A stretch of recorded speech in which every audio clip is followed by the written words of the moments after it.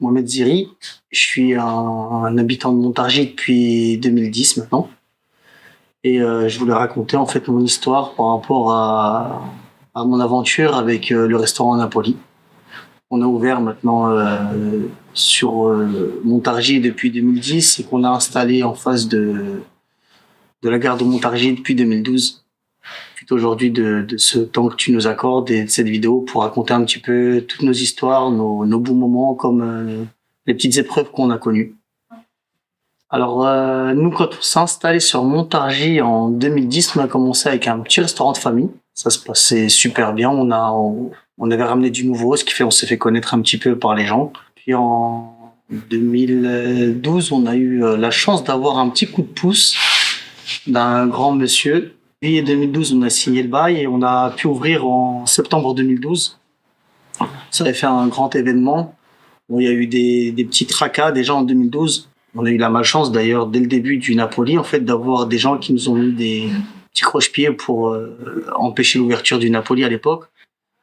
Et on avait eu en direct la chance de pouvoir entendre que ça dérangerait un restaurant halal place de la gare. On a eu déjà en 2012 la chance d'avoir le soutien de pas mal de personnes. Je citerai un grand ami qui s'appelle Salim Zdiri, que je remercierai jamais assez. Ce qui fait qu'on avait pu faire une réouverture au bout d'une semaine de fermeture. Ça a été très rapide en 2012. Ça s'est très bien passé de 2012 jusqu'à aujourd'hui. On n'a pas eu de soucis. Tout va très bien. On a une très belle clientèle. On a des habitués.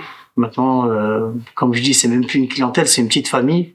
On les connaît un par un. On a la chance d'avoir les gens de passage à Montargis qui descendent de la gare. Donc les gens viennent. Quand il y a des petits problèmes au niveau de la gare, SNCF, quand il y a des pannes ou autres, on a les gens qui viennent boire un petit café ou les gens qui viennent pour visiter Montargis, le premier arrêt qu'ils font ou le dernier arrêt qu'ils font sur Montargis, ils passent voir le Napoli. Depuis 2012 jusqu'à aujourd'hui, ça en fait des années, donc on a vu des enfants naître, on a vu des enfants grandir, on les a eu en stage. Aujourd'hui, c'est des adultes qui travaillent, mais c'est une petite famille, vraiment, c'est comme nos enfants. Puis on a vu les gens vieillir aussi, on a vu des gens partir, des gens revenir de Montargis. Même les gens qui partent, on garde contact, et puis à la moindre occasion qui reviennent sur Montargis, on en a plusieurs qui viennent nous rendre visite. Non, c'est ça que j'aime bien en fait dans cette ville-là, c'est qu'on est à proximité de la région parisienne. On a tous les avantages de la région parisienne, de l'Île-de-France, mais ça reste quand même un petit village où tout le monde connaît tout le monde. Et tout le monde s'attache à tout le monde. Très grande clientèle du Sang-Forêt. On a la chance de faire de la concurrence à la cantine du lycée Sang-Forêt, malgré qu'on les aime beaucoup, les cuisiniers. On les apprécie, on leur veut pas de mal, mais ouais, on va dire on est en concurrence avec eux, ça se passe très bien.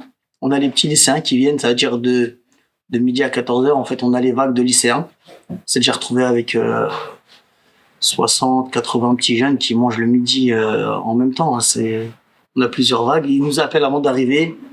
Et puis là, depuis quelques temps, comme on est fermé, on est souvent sollicité par les jeunes parce que niveau budget, on a essayé de rester au maximum dans un budget abordable pour les jeunes, pour qu'ils prennent des petits sandwichs à la va-vite, histoire de se remplir le ventre. Puisqu'on est tous passés par le collège, on est tous passés par le lycée. On n'aime pas forcément ce qui est servi à la cantine. C'est pas méchant, je critique pas. Hein.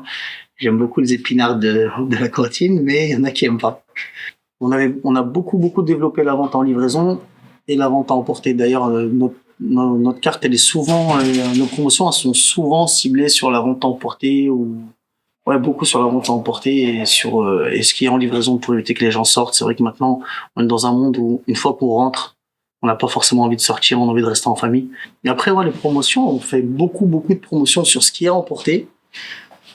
On sait que maintenant, le budget d'une famille pour tout ce qui est plaisir, parce que c'est des petits plaisirs de manger au restaurant, c'est devenu très limité.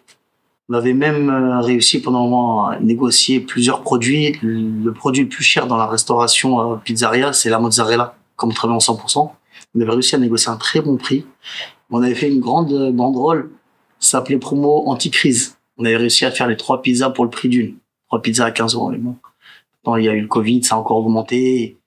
On essaie quand même de tirer sur les prix, peut-être faire un minimum de marge, mais de faire un maximum de personnes heureuses, contentes, qui peuvent passer un petit moment en famille, sans que la maman cuisine, sans que le papa cuisine, sans que ils se retrouvent à dépenser un gros budget. On essaie toujours de faire ça. C'est vraiment notre but. Je suis issu d'une grande famille avec beaucoup d'enfants. Pas forcément une famille riche. On était vraiment une famille, on va dire, limitée financièrement. Et c'est vrai que quand le papa ou la maman ramène des pizzas ou des hamburgers, c'était un jour de fête. Après, bon, les jeunes d'aujourd'hui, c'est encore une autre culture. Pour eux, c'est peut-être devenu naturel, mais à mon époque, à moi, le jour qu'on avait le droit à des pizzas, c'était un grand jour. Moi, j'ai commencé en tant que livreur de pizza après le lycée. Donc, je faisais mes petits cours de lycéen et je courais après le lycée, je faisais des livraisons de pizza. Et les Italiens avec qui je travaillais, en fait, ils me trouvaient motivé. Donc, petit à petit, ils ont commencé à m'apprendre. Et puis moi, gourmand comme je suis, ma gourmandise, c'est devenu une passion. Et la passion, c'est devenu un métier, en fait.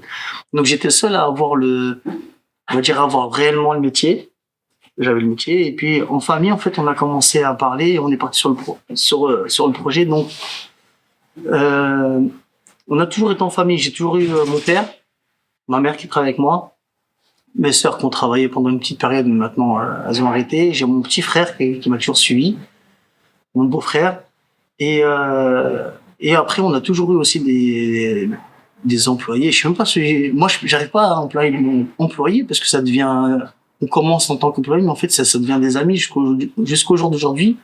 Toujours, on garde un bon contact avec tous les gens qui sont passés, qui ont travaillé avec nous. Et en fait, on est un petit groupe de famille, et puis on élargit la famille avec les salariés qui viennent travailler avec nous. On est monté jusqu'à 9 salariés. On était une bonne équipe de 9, 10 personnes. Et puis ça varie entre 5 et 10 à chaque fois, 5 et 10 personnes dans l'équipe. Mais voilà, en fait, on a évolué petit à petit. À chaque fois, on a rajouté quelque chose dans notre carte, on a rajouté une nouveauté. Notre carte aussi, lorsqu'on essaie de faire une carte tous les 2 ans, de renouveler une carte, et on demande à nos clients de créer une pizza, de créer un sandwich qu'on rajoute. Et en fait, c'est comme ça qu'on a fait évoluer notre menu, en fait. Si on regarde la carte, en fait, il y a plusieurs sandwichs qui ont été inventés soit par un lycéen, soit par un client habituel qui venait prendre une pizza qui modifie tout le temps, ou un sandwich qui modifie tout le temps. Et hop, on le crée. Par exemple, j'ai une petite anecdote. En 2022, j'avais un petit groupe de lycéens qui venaient tous les midis. Et je devais créer la nouvelle carte. Donc, je leur en ai parlé. Et ils ont créé la pizza. À l'époque, ils avaient créé la pizza MSN. Elle est toujours sur notre carte. C'est une pizza avec merguez, soudjouk, nuggets, sauce fromagère. Et elle est dans la carte. Et à chaque fois que je la propose aux gens, en fait, je repense à eux. La dernière fois, j'ai la lycéenne qui avait donné le projet de la MSN, elle est passée. Elle est en école de médecine, je crois, ou elle est en train de finir son école de médecine. Mais c'est des petits souvenirs. Il y a plusieurs sandwichs comme ça. Par exemple, le tout premier sandwich qu'on a créé, c'était avec un ami en moi qui était livreur à la même période que moi. Pour vous dire, le premier sandwich, on l'a créé en 2009. C'est un petit jeune qui a travaillé avec moi, livreur, et de fil en aiguille, on est devenus amis. Et après, on parlait, je lui disais, ouais, on va manger on se fait un sandwich, puis on mangeait que des pizzas à l'époque. En tant que livreur, on a le droit que aux pizzas. Donc, on avait créé un petit sandwich. On l'avait créé, il y a steak, galette de pommes de terre, mozzarella. Et on l'appelait Fabuleux. Et je me souviens qu'en 2009, 1 an avant que je rachète mon petit restaurant, je lui dis, si je rachète un restaurant, tu as ma parole que que dans mon restaurant, il y aura ce sandwich-là, et je l'appellerai le Fabuleux. Et il fait partie, en fait, de ma carte depuis la création du Napoli. Et ça a toujours été un sandwich, en fait, dès que j'ai un client qui me demande le Fabuleux, en fait, j'ai une pensée à cet ami-là, que je considère comme un frère. J'ai commencé sur un petit local qu'on avait racheté en face de la fourrière de Montargis. Moi, depuis que je suis à Montargis, le local du terminus, je l'ai toujours connu fermé. Il était complètement calfeutré. On l'a toujours connu fermé. On avait essayé de se renseigner. C'était très compliqué de trouver le propriétaire à l'époque.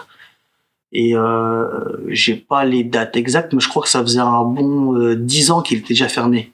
Et le quartier de la Gare, c'est vrai qu'il était, en fait, il y avait rien, il y avait aucun commerce. Depuis notre installation, bon, il y avait le bar du chemin de fer qui était ouvert. Et quand on s'est installé, en fait, en 2012, depuis notre installation, on avait eu une petite boulangerie qui avait ouvert, qui a pas tenu longtemps, un épicier qui a ouvert, on a un petit coiffeur, on a un petit salon d'esthétique là qui est ouvert à côté, on a un petit kebab, et puis la rue de derrière aussi qui s'est beaucoup développée.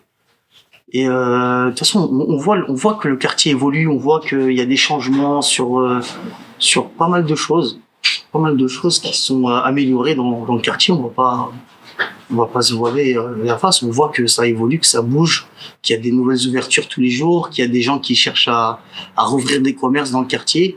Et on voit que ça devient vivant de plus en plus. En ce qui concerne l'acquisition du bâtiment, comme je disais, nous on est locataire. On est locataire du local depuis 2012 avec un fort loyer. En fait, on n'a jamais vraiment eu l'occasion d'acheter parce qu'on n'avait pas les moyens déjà pour commencer. Faut que ça suive financièrement, que les banques nous suivent, et puis c'est un gros budget.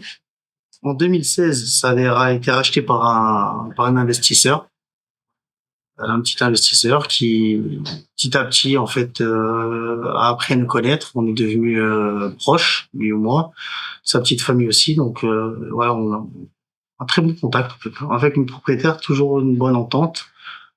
Toujours une bonne entente. Il venait manger très souvent en famille. Lui, en fait, il est entre la France et l'étranger, donc il fait des allers-retours, mais ça s'est toujours bien passé. Puis on est venu à parler du rachat du bâtiment, parce que lui, c'était un investissement, mais voilà, à court terme, quoi, pour Montargis. Lui, voilà. Et on va dire, il était de passage sur Montargis, de passage. Donc on est venu à parler de racheter le bâtiment. Ça fait depuis ça fait 5 ans, 6 ans, je pense qu'on négocie sur ça. Et on s'est mis d'accord en 2023 sur un montant, sur voilà la date de signature, etc. Donc on a signé, si je me trompe pas, on a dû signer au mois d'octobre un compromis de vente volontaire. Tout se passait bien. Bon, on a eu des antécédents, des hauts débats avec le propriétaire, parce que bon, il y a eu quelques petits problèmes sur le bâtiment, mais bon, c'est des choses qu'on a su mettre de côté pour qu'on puisse racheter le bâtiment, qu'on puisse continuer à évoluer, à faire des nouveautés sur le Napoli, des nouveautés sur le local, sur la ville, essayer de ramener quelque chose de nouveau. Donc au mois d'octobre, septembre-octobre, on a dû signer le compromis, et au mois de novembre, en fait, on a eu la mauvaise nouvelle de la préemption de la mairie. Et de là, en fait, c'est de là qu'a commencé le cauchemar. Ni moi ni le propriétaire, on s'attendait à la préemption. On s'était pourtant renseigné un petit peu avant. Et j'ai eu l'occasion de parler de mon projet de rachat avec Monsieur Dijon avant de m'engager. J'ai eu rendez-vous avec lui à son bureau à la mairie, et je lui avais parlé du projet.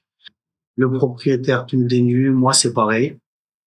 Donc on se rend en contact avec le propriétaire et on prend la décision de faire un recours administratif pour annuler la préemption. Donc on a fait un recours, on a pris un avocat, on a présenté notre projet, puisqu'on avait un projet autre que la pizzeria. En fait, on voulait amener un autre concept. Donc on a fait un projet avec Alpha Architecture, Monsieur Djemai, qui est un très très bon architecte avec qui j'ai un très bon contact et une affinité. Et j'ai apprécié énormément les projets qu'il a, parce que je trouve qu'il a un très beau crayon. Donc on a fait un super beau projet. On avait présenté, on a déposé notre recours administratif. Ça a été refusé à Orléans. Le retour qu'on avait eu par rapport à l'avocat, parce qu'on avait pris un cabinet d'avocats sur Paris, qui le jour du tribunal était sorti très confiant.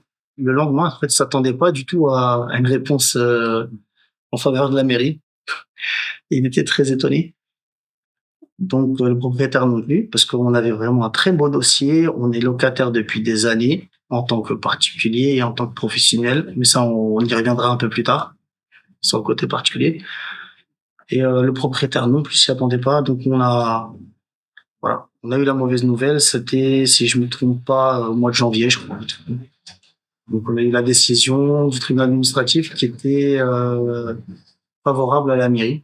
Donc on a refait appel sur Paris jusqu'au 20 février où que j'ai eu la visite de monsieur le maire et de son équipe qui avait finalement racheté avec le propriétaire. Donc j'ai pas tous les détails de ce qui s'est passé entre le propriétaire jusqu'au dernier instant, jusqu'à la veille, le propriétaire qui m'envoyait des messages pour m'encourager à continuer au tribunal. Dès la signature, la vente a été signée à 10 heures. Une heure après, j'ai eu le droit à la visite du maire et son équipe. On va dire, ils étaient un peu hautains. Ils m'ont pris de haut. C'était blessant parce que la façon dont ils sont venus mettre la pression, on est propriétaire, on visite, bon, ils prenaient plaisir en fait. Ils prenaient un peu plaisir à me rabaisser, voilà, à me montrer qu'il avait gagné. Donc on a commencé avec plusieurs clients qui se sont plaints déjà parce que ils prenaient des amendes au moindre stationnement. En fait, les gens qui connaissent à peu près le Napoli, en fait, on a un grand trottoir sur le côté. C'est vrai qu'on ne devrait pas stationner dessus, mais juste avant le Covid, on avait fait une demande de stationnement minute parce qu'en fait, on a beaucoup de clients, comme j'ai expliqué, qui prennent à emporter. On a demandé à mettre un stationnement minute pour que les clients puissent prendre leur commande. Et en fait, de 2012 jusqu'à là, on n'a pas eu de problème. La municipale était plutôt cool, la police cool, il n'y a pas de problème. Ils comprenaient que c'était un arrêt minute, ils prennent leur pizza et partent. Mais depuis la signature, j'ai eu énormément de clients qui se plaignaient parce qu'ils prenaient des amendes à 135 €. Stationnement très dangereux, gênant. D'accord. Après, on a essayé de faire en sorte de réguler pour que les clients prennent pas d'amende et qu'ils mettent pas en danger les gens qui marchent sur le trottoir, même s'il y a pas foule forcément, quoi. C'est vraiment le trottoir, il y a la place de stationner une voiture, de passer même avec une poussette. Donc on a essayé de réguler. Et pareil, j'ai des clients qui se sont plaints de prendre des amendes de stationnement parce qu'on est en zone bleue. Et en fait, on avait l'impression que vraiment les rues étaient visées.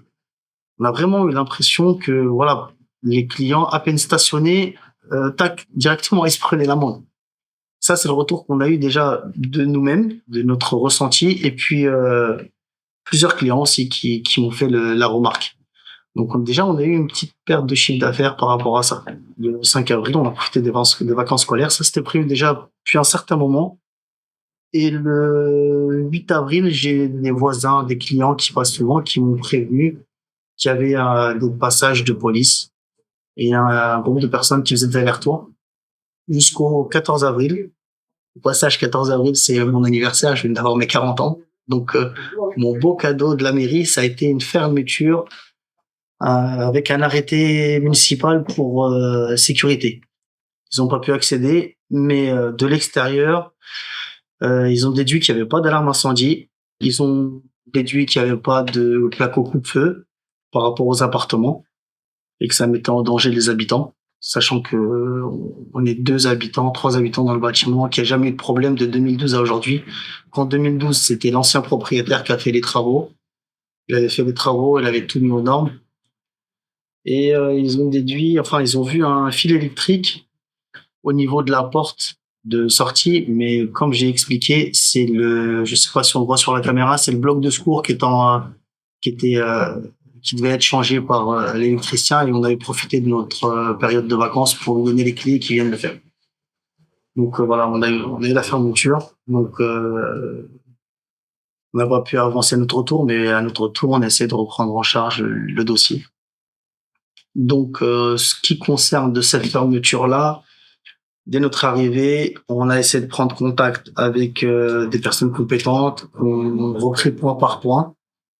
On a fait une demande pour avoir une nouvelle commission, une ouverture provisoire. On attend dans la commission. Les cabinets, les bureaux professionnalisés dans ce type d'arrêté, dans ce qui est incendie, m'avait conseillé de reprendre point par point. On a repris tous les points qui ont été mentionnés dans l'arrêté. On a redoublé en plaque au coupe-feu. On a laissé sans peinture pour que la commission puisse le voir. On a remis tous les points de contrôle qu'on avait, que ce soit électrique. On a ramené tous les documents, tout ce qui était sécurité incendie, c'est-à-dire les extincteurs, les sorties de secours, les vérifs électriques. On a tourné le point. On a eu et puis voilà, on a réussi à revoir la commission qui est passée, une douzaine de personnes.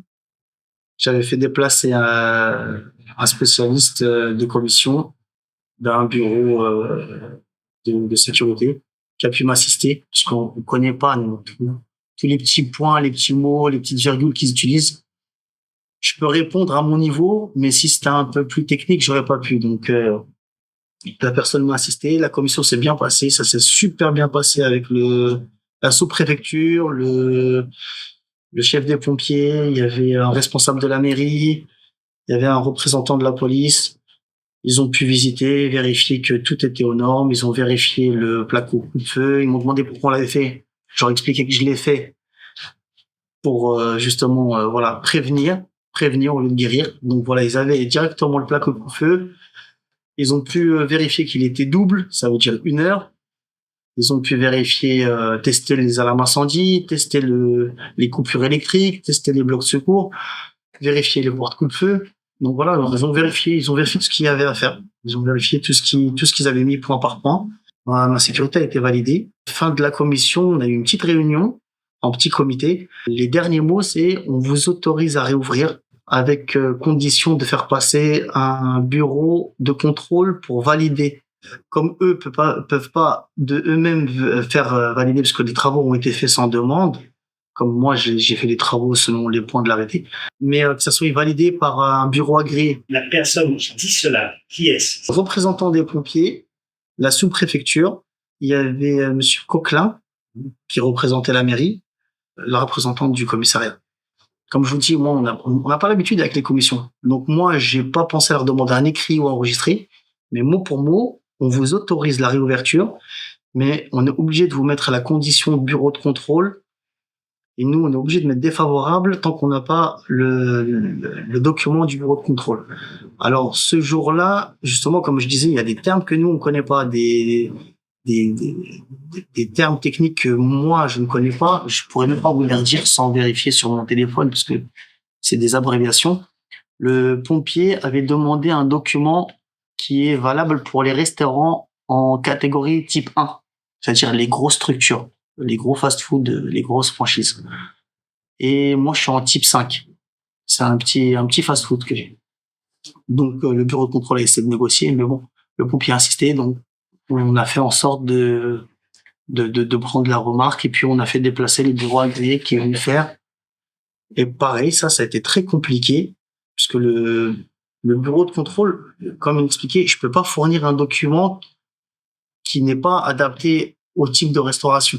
Donc, il a voulu fournir quelque chose à mon niveau, mais ça a été refusé. Donc, il a été obligé de reprendre les articles pour un type 1 et puis de leur envoyer le document qui a été validé par les pompiers et par l'urbanisme aussi. Donc, la réouverture est possible alors? Bien sûr. Il fallait juste une signature du maire de Montargis.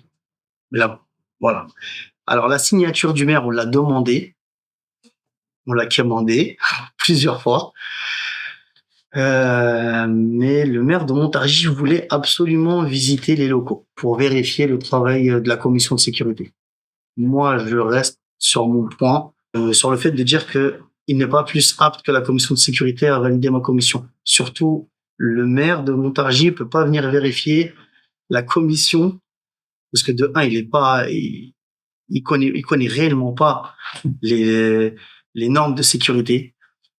Et on peut pas vérifier quelque chose qui a été vérifié par un professionnel. Donc, on a eu une pression pour qu'il visite le local et un chantage d'ouverture. Soit je visite votre logement, soit je ne signe pas l'arrêté de réouverture. C'est son droit de visiter le logement en tant que propriétaire, mais ils ont déjà visité plusieurs fois.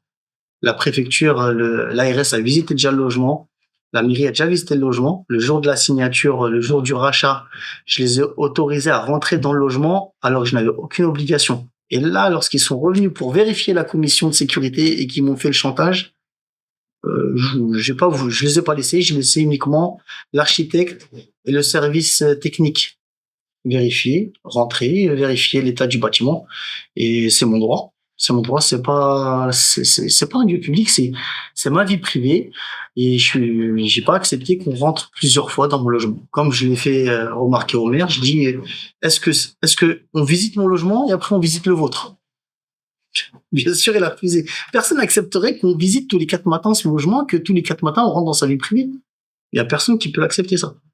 Donc, finalement, le maire a accepté l'autorisation définitive, provisoire, précise. Alors, je précise.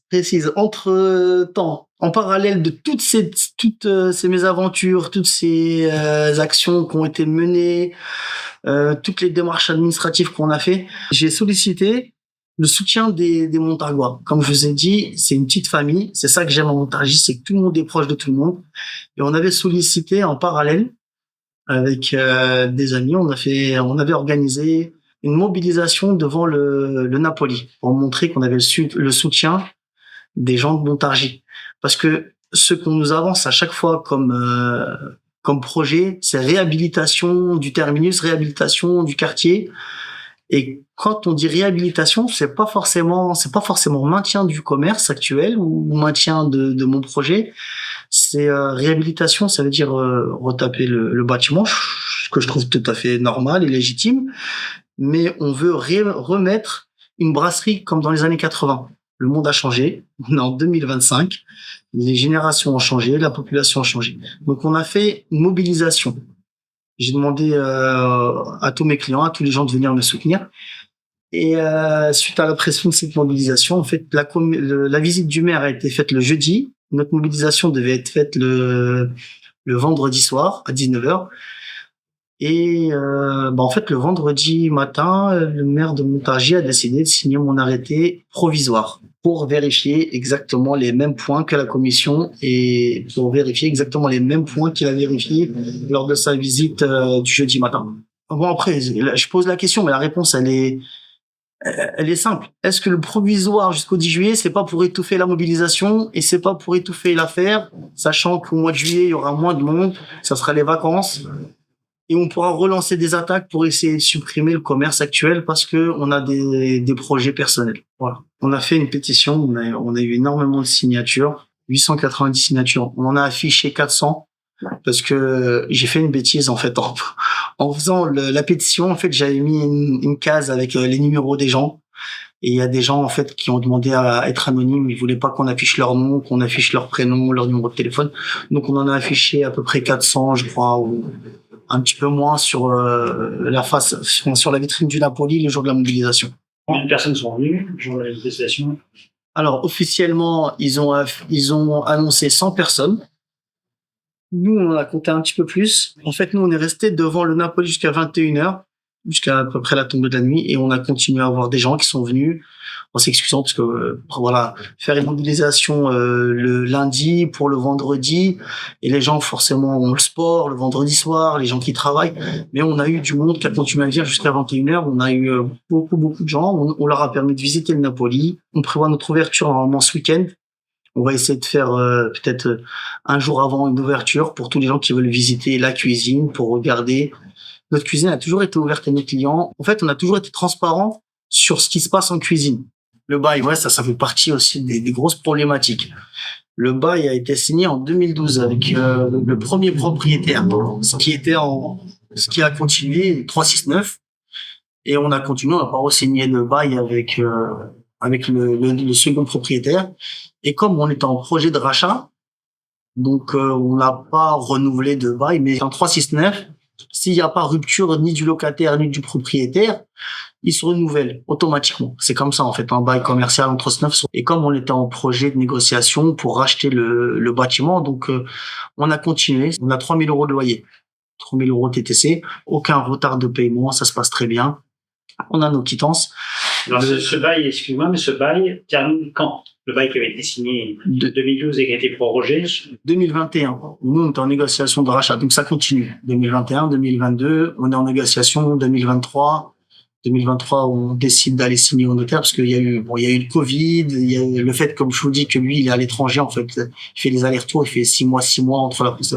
Donc, ça traîne et puis, il y a une bonne entente. Il y a il y a une certaine confiance. Donc nous, on Quand la investit. mairie achète, elle propose un nouveau bail, qu'est-ce qui se passe? La mairie achète le 20 février. Le 1er mars, on reçoit un courrier recommandé avec une augmentation de loyer de quasiment 1 000 euros. Recalcul du loyer, de la référence de loyer. Bon, j'ai pas le terme exact, mais on arrive quasiment à 4 000 euros de loyer en mensuel. On prend un avocat, on conteste. On a demandé à plusieurs reprises d'avoir le RIB parce qu'on m'a demandé de payer le loyer en chèque. J'ai jamais payé de chèque, j'ai pas checké.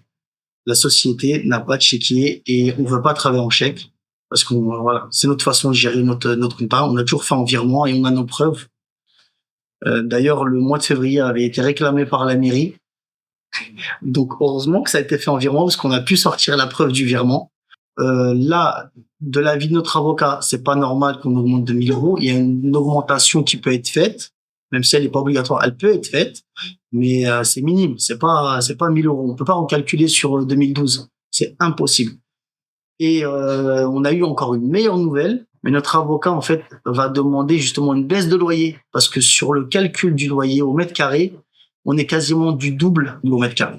Donc, non seulement on va demander à rester à 3 000 euros, et peut-être même on va demander à baisser le loyer. Finalement, le loyer est payé ou pas? Le loyer est payé en temps et en heure. Alors, ce qui s'est passé, c'est que tout le mois de mars, on a demandé un RIB. Nos courriers recommandés, nos mails ont été ignorés. Tous nos mails ont été ignorés, nos courriers recommandés ont été ignorés. On a juste eu des relances. Et puis, on a un huissier qui nous a contactés. C'est lui qui a repris la gestion du bâtiment. Donc ça, c'est ce qui nous a permis de faire notre virement directement. En fait, on a pu régulariser le mois de mars et puis faire le virement d'avril. Et on continue à payer jusqu'à aujourd'hui 3 000 euros au loyer en attendant que notre avocate fasse toutes les démarches nécessaires pour voir ce qui va se passer. Et on a fait une redemande. On a redemandé pour la deuxième fois. Ça a été un petit peu mieux formulé parce que la première demande, je l'ai faite personnellement. La deuxième demande, elle a été faite formulée par l'avocate. On a redemandé renouvellement de bail et recalcul de notre loyer. Donc là, on a juste que c'est comme quoi le hasard fait bien les choses. On attend la réponse de la mairie avec une date butoir du 10 juillet. C'est le hasard, on va dire. Bon, Mohamed, nous voici sur ton lieu de travail, là, à ton poste de travail. C'est là que je passe quasiment 10 heures par jour. Bon. Parce que la restauration, c'est ça, c'est beaucoup d'heures. Mais nous n'allons pas parler de ton poste de travail, nous allons parler de la partie logement de l'immeuble. Voilà. Donc, il faut rappeler que cet immeuble, c'était un hôtel et que la partie des hôtelières, en fait, a été transformée en plusieurs logements. Exactement, c'est ça. En fait, ça a été transformé en plusieurs logements. En haut, que je dis pas de bêtises à la base, il y a 8 appartements, 8 logements, dont un logement qui a été aménagé pour faire un grand logement. Donc, j'ai un peu plus de 100 mètres carrés dans le logement avec un accès sur la terrasse, dont je suis locataire. En fait, la première locataire, ça a été ma sœur en 2020. Et en 2022, j'ai récupéré le logement avec ma femme et mes enfants. Donc j'ai une grande famille. Donc on a pu récupérer le grand logement. Comme je vous avais expliqué, j'étais en super bon terme avec l'ancien propriétaire. Et comme il y avait le projet de rachat, donc on s'est installé dans le logement et on a pu aménager un petit peu, puis s'installer en famille en espérant pouvoir devenir propriétaire et puis s'installer dans le logement à long terme. Comme ça, ça m'arrange d'un point financier et surtout d'un point vie de famille. Comme je vous dis, la restauration, en fait, c'est énormément d'heures. On est là de 10 heures du matin jusqu'à minuit, facilement minuit, de 10 heures à minuit, on est là tous les jours. On a une petite coupure, mais c'est des horaires monstrueuses. Et pareil, c'est passé en cauchemar à partir de la signature du rachat de la mairie, en fait. En fait, la mairie a racheté un jeudi matin. Elle est passée visiter les logements le jeudi matin. Le vendredi, tout se passe bien jusqu'à une certaine heure où on se retrouve avec une coupure de courant.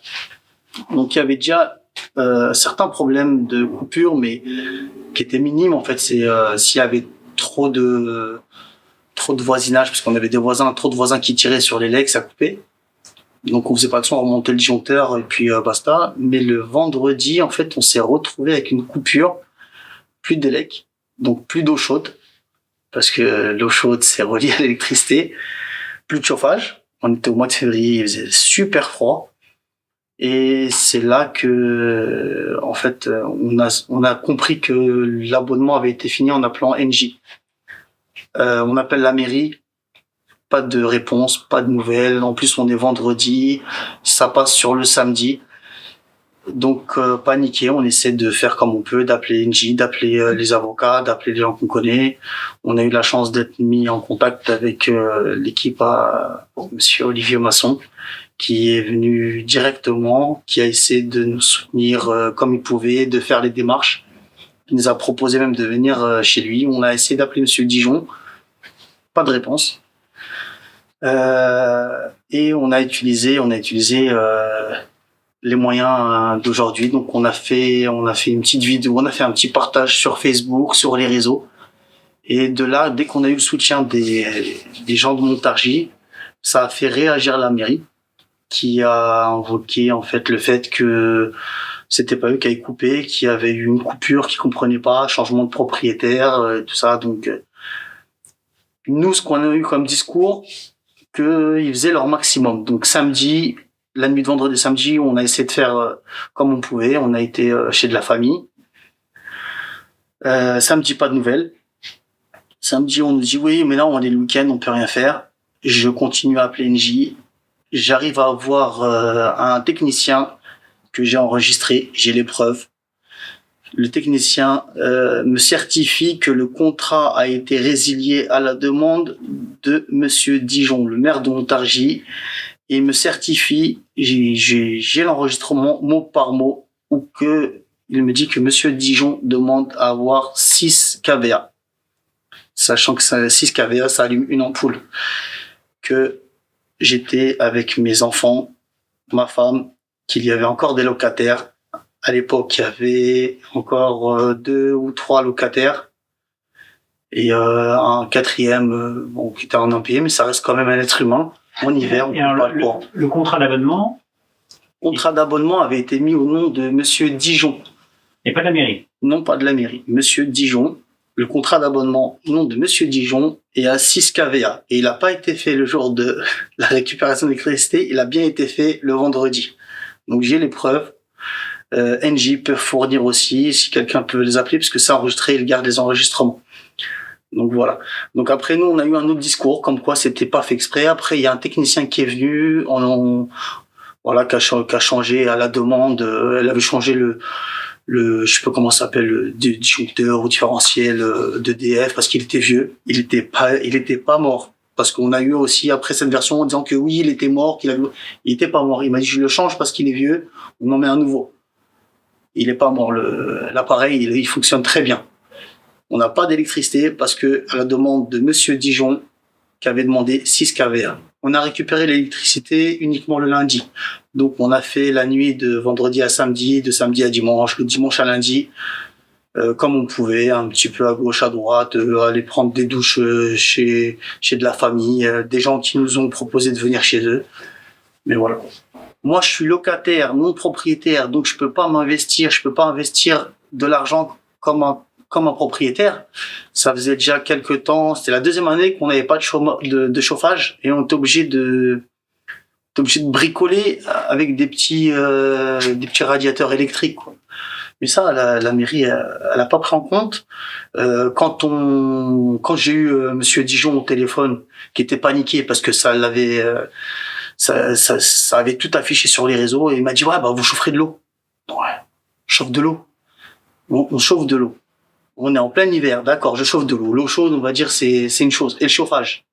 Au mois de février, je sais pas si vous vous rappelez, il faisait très froid. NJ a confirmé que j'ai l'audio, que j'ai la preuve que c'est bien Monsieur Dijon qui a demandé 6 kVA et que toute la comédie sur le fait que le disjoncteur était mort. Non, c'est pas vrai. Alors l'eau, ça a été encore une autre histoire. Ça, c'est ce qui a déclenché la mobilisation. Malheureusement, pour moi, c'est des coups bas. Le lundi, en fait, ils sont venus, l'équipe de la mairie, l'huissier qui est gestionnaire, la police, ils sont venus pour déloger un ancien locataire qui avait un retard de paiement et qui est passé au tribunal. Ce qui est fait, je me suis retrouvé seul locataire du bâtiment. Alors, nous allons maintenant aborder une question sensible, Mohamed, celle des rumeurs. Il y a beaucoup de rumeurs sur le Napoli, ou sur la famille Ziri, ou sur Mohamed Ziri. Ouais. Ainsi, nous avons, en tant que conseillers municipaux, entendu, ou avons des relations continuelles par d'autres conseillers, dans des réunions qui n'étaient pas publiques, l'idée selon laquelle la famille Ziri ou Mohamed Ziri avait organisé une école coranique sur place, dans l'hôtel Terminus. Alors, qu'en est-il ? Je pense pas qu'une école coranique, ça aurait pu être fait sur Montargis. Les services de police, les services de renseignement, je pense qu'ils sont plus adéquats de connaître le sujet. De un, je ne sais même pas lire l'arabe. De deux, mes enfants ne parlent même pas arabe. Donc, je n'ai pas le niveau de faire une école coranique. J'ai été traité de salafiste au dernier conseil d'agglomération. Sur ça, je compte essayer de faire les démarches, mais pareil, c'est des paperasses, c'est des avocats. Pour moi, une fois qu'on n'arrive pas à attaquer une personne, pour moi, la mairie pensait que j'allais faire comme tout le monde, tête basse, profil bas, partir. Et comme ils n'ont pas pu m'attaquer à certains niveaux, ils ont décidé de lancer des rumeurs. Mais vraiment, pour moi, c'est vraiment des rumeurs de très très bas niveau. Et c'est très grave d'insulter quelqu'un ou de sortir des rumeurs de salafistes. Sur les réseaux, j'ai eu des personnes qui ont sorti des rumeurs comme quoi je vendais de la drogue, je vends de la cocaïne, du shit. J'ai un restaurant Pignon sur rue, je suis très connu. On est les premiers à combattre tout ce qui fait partie du salafisme, tout ce qui fait partie des terrorismes. On a la chance d'avoir des personnes haut gradées de la police qui viennent manger chez nous. Je pense pas qu'ils viendraient manger chez moi si j'étais extrémiste religieux. Ma religion, je la pratique, je m'en cache pas. J'ai une barbe, ma femme est voilée. Ma famille est voilée, ça c'est notre religion et on pratique notre religion sans faire de propagande. Je ne parle ni religion avec personne, ni aucun de mes clients. Moi, ce que je fais, c'est vendre des pizzas. S'ils confondent la farine et la cocaïne, ou s'ils confondent les merguez et le cannabis, ça c'est leur problème à eux. Lancer des rumeurs comme ça, c'est vraiment arriver à un très très bas niveau à mon avis. Surtout quand on est un élu, surtout quand on représente ce qu'on appelle la France.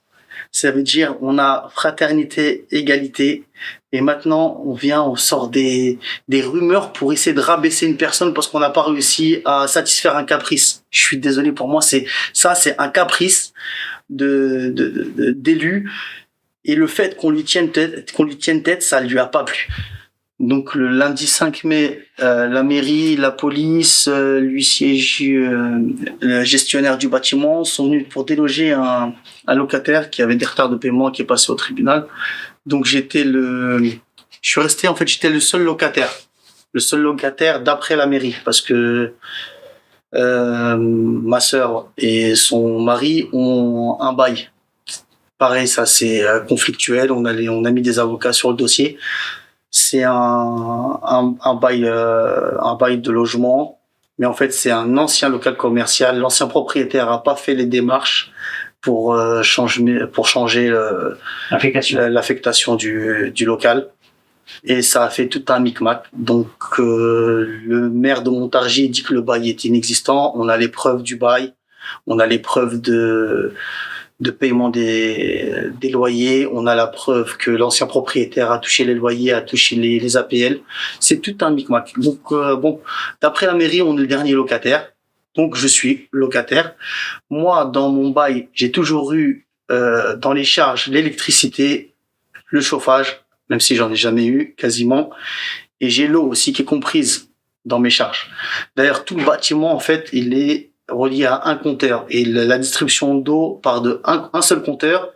Et la plomberie, en fait, elle est faite de sorte à distribuer de l'eau à tous les locataires. Donc, le maire de Montargis, étant donné que c'est pas écrit sur le bail, a décidé de couper l'eau. Donc, on n'a pas d'eau depuis maintenant lundi 5. Lundi 5 mai, on n'a pas d'eau. Nous, on a repiqué sur le restaurant. Donc, pour l'instant, c'est le compteur du restaurant qui tourne dès qu'on l'utilise dans notre logement, parce que on veut pas et on n'a pas à le mettre à notre nom personnel. Ça fait partie de nos charges. Et pareil, on a un avocat qui est en train de travailler dedans. Mais le problème, c'est que chaque coup bas qu'on prend, c'est administratif, c'est long, c'est que des démarches à faire, que le temps qu'on envoie, qu'on fasse, et ça traîne. Et c'est des attaques psychologiques, que ça soit pour l'électricité, le fait de se retrouver 4 jours sans électricité, c'est affreux. Psychologiquement, on est en train de céder. Le fait maintenant qu'on nous coupe l'eau, si on n'aurait pas eu la chance de pouvoir repiquer sur le comptoir de la piscine, vous imaginez, ça fait plus d'une semaine, on n'a pas d'eau. Pas d'eau pour 7 enfants, une femme, des enfants, et encore parce que même ma sœur, elle a dans son bail, elle a les mêmes conditions, les mêmes charges. Imaginez-vous, c'est-à-dire la mairie de Montargis, une grande ville comme Montargis, je suis désolé, mais Montargis, c'est une grande ville, c'est une grande agglomération. C'est une ville qui est connue, qui est réputée. On veut donner une certaine image. Et de l'autre côté, on est en train de détruire l'image de la ville de Montargis. Comment on peut expulser quelqu'un et le jeter à la rue, au lieu d'essayer de trouver une solution ou de le reloger? Comment on peut couper l'électricité à une famille? Comment on peut couper l'eau à un bâtiment? Pourquoi? Pour moi, c'est juste pour mettre une pression pour qu'on quitte le local. C'est ça, en fait. Pour qu'on quitte le bâtiment. On est là depuis des années. Depuis 2012, je suis là en tant que professionnel. Depuis 2020, on est là en tant que privé. C'est comme ça, en fait. En fait, faut partir sur une pression psychologique. Aujourd'hui, voilà, bon, on essaie de préserver notre famille. J'ai pas l'habitude d'afficher ma vie privée. Mais c'est le seul moyen qu'on a de se défendre, c'est les réseaux d'aujourd'hui. C'est le fait de ne pas se taire, de ne pas faire la loi d'Omerta comme ça se passe sur la ville de Montargis à chaque fois. Je m'appelle Olivier Masson, je suis président de l'association Engagement Citoyen pour le Montargois et j'ai été conseiller municipal à Montargis.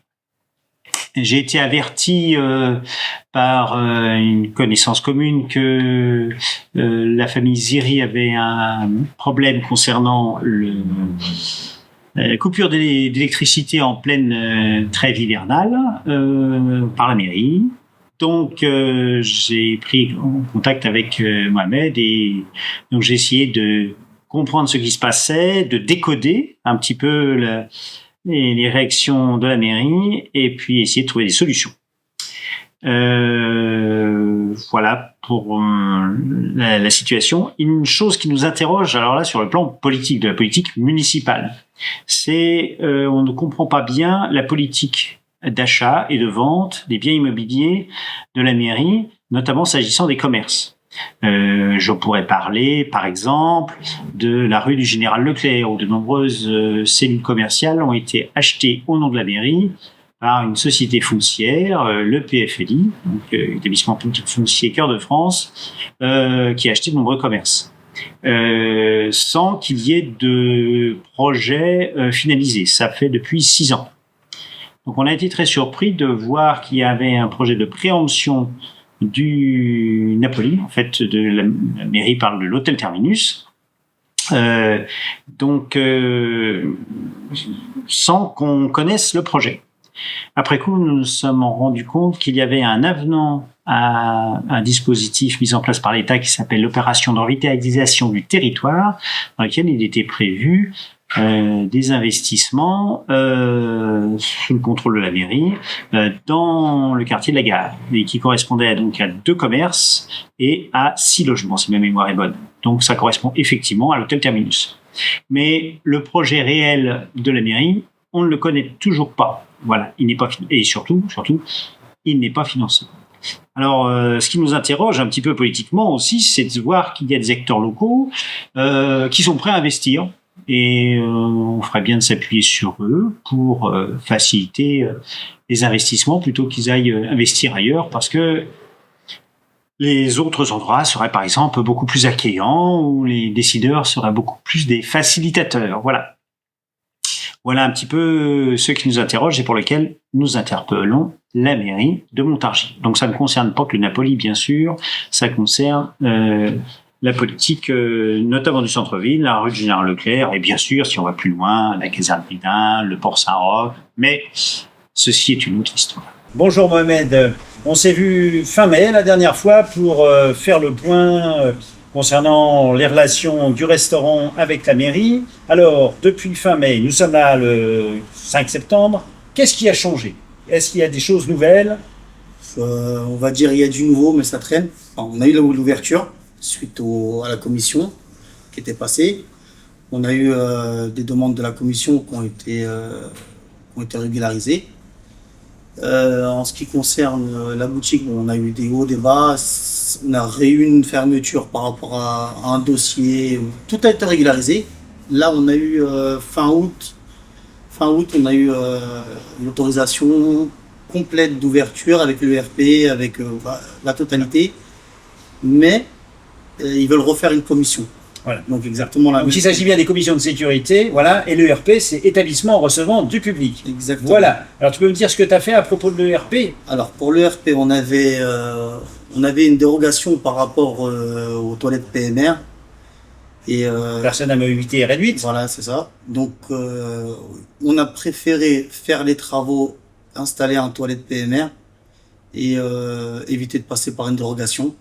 Donc les travaux ont été complétés, le toilette PMR est accessible aux personnes qui sont en mobilité réduite.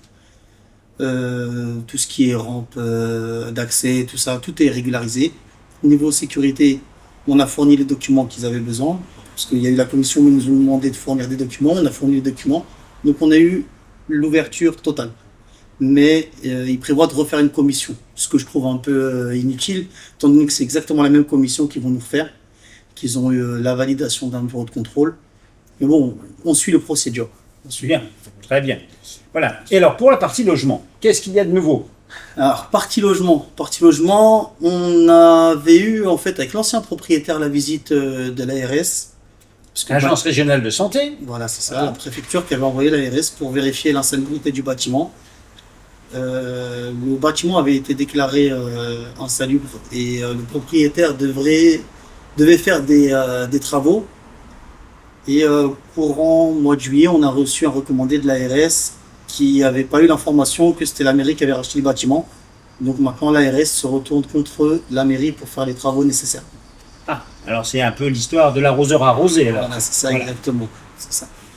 Donc c'est par rapport aux infiltrations d'eau, aux moisissures, voilà, tout ce qui était lié au fait qu'il y ait des fuites sur la toiture et que bon, ça n'a pas été rénové, ça n'a pas été réglé. Et donc la mairie a prévu de faire des travaux là, bientôt.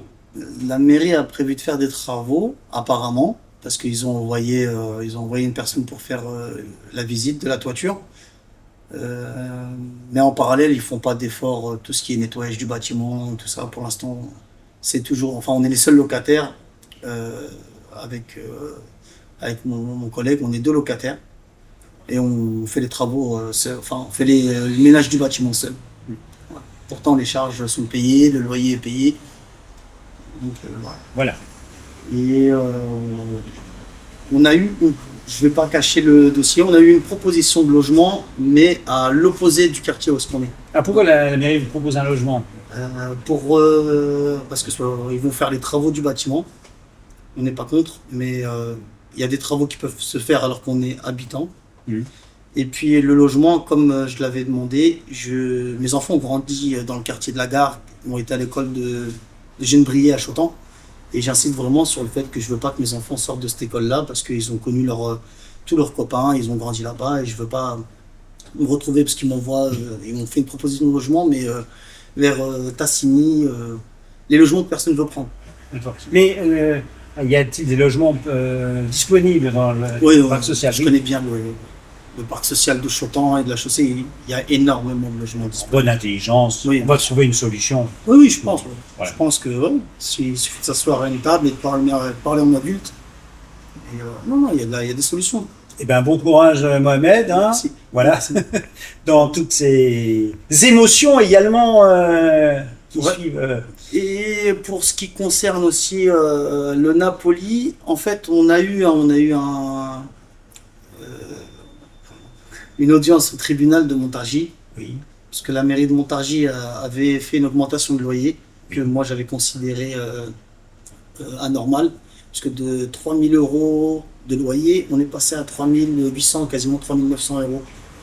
Donc on a fait un recours, on a continué à payer notre loyer 3 000 euros, on a fait un appel au tribunal. La mairie a demandé une rupture de bail pour la différence de loyer.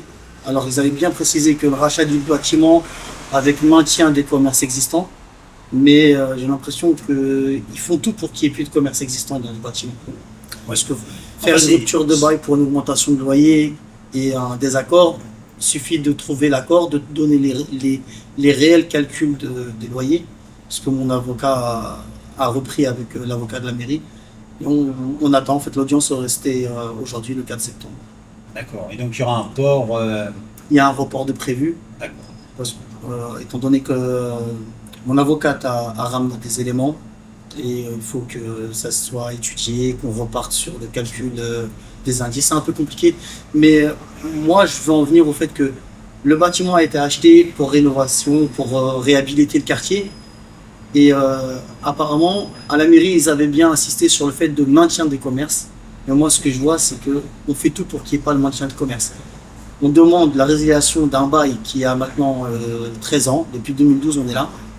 Résiliation d'un bail pour un désaccord d'augmentation de loyer. C'est pas rien. Passer de 3 000 à 3 900 euros quasiment de loyer, je suis désolé, c'est pas rien. Je veux bien qu'il y ait une augmentation de loyer. Je comprends qu'on refasse le calcul. Mais je trouve ça un peu injuste d'augmenter quasiment 1 000 euros de loyer. J'ai l'impression qu'il y a une pression qui est mise quand même. Voilà, en tout cas, c'est à la justice de trancher et le feuilleton du Napoli continue. Merci.